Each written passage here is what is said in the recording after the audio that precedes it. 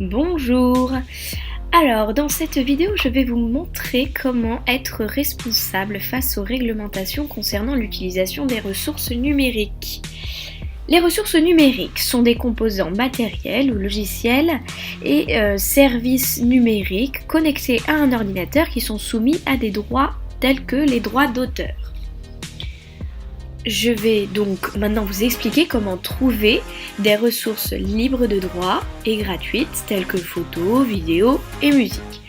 Alors je vais d'abord vous montrer comment trier les images libres de droit sur Google Images, puis je vais aborder un site pour images vidéo libres et gratuites, et enfin j'expliquerai comment fonctionne le site La SACEM pour pouvoir diffuser par exemple une musique lors d'un événement.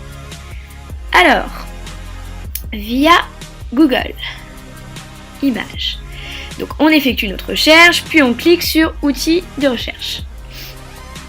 Ce qui va nous donner plusieurs informations sur les images.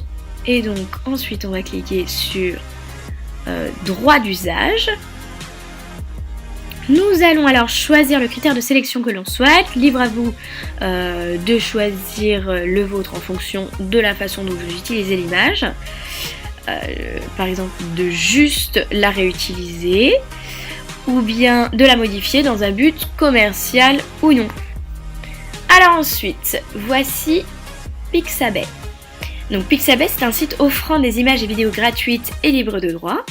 Ce site propose multiples catégories différentes de bonne qualité, comme on peut le voir ici. Vous trouvez sur cette page d'accueil que ce site s'appuie sur la licence Creative Commons pour ses ressources. Les vidéos proposées par le site durent aux alentours de 20 à 40 secondes sur différents thèmes. Donc on voit que c'est une très bonne qualité.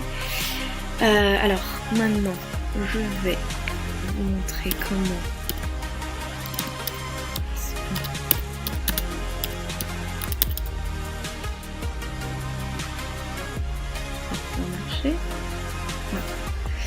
Voilà, je vais vous montrer comment télécharger du coup une image.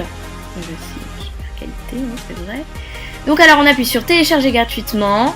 Ensuite on choisit le format, télécharger et hop, ça télécharge automatiquement, pof. Ensuite on revient, parce que là il ne reste plus beaucoup de temps. Alors, du coup, maintenant,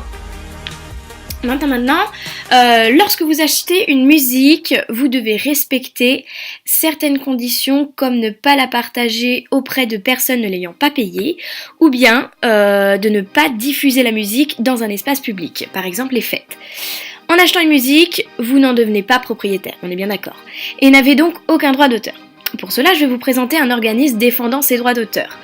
La Société des auteurs-compositeurs et éditeurs de musique. Donc cette société protège autant les auteurs que les utilisateurs.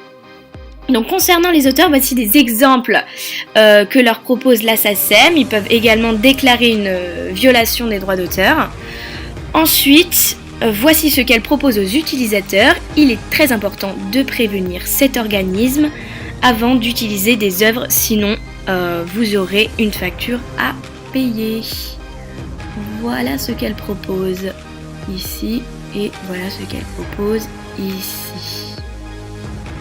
Donc vous pouvez déposer vos œuvres en ligne, télécharger vos feuillets de répartition, découvrir des services, s'informer sur les règles de la répartition, voilà.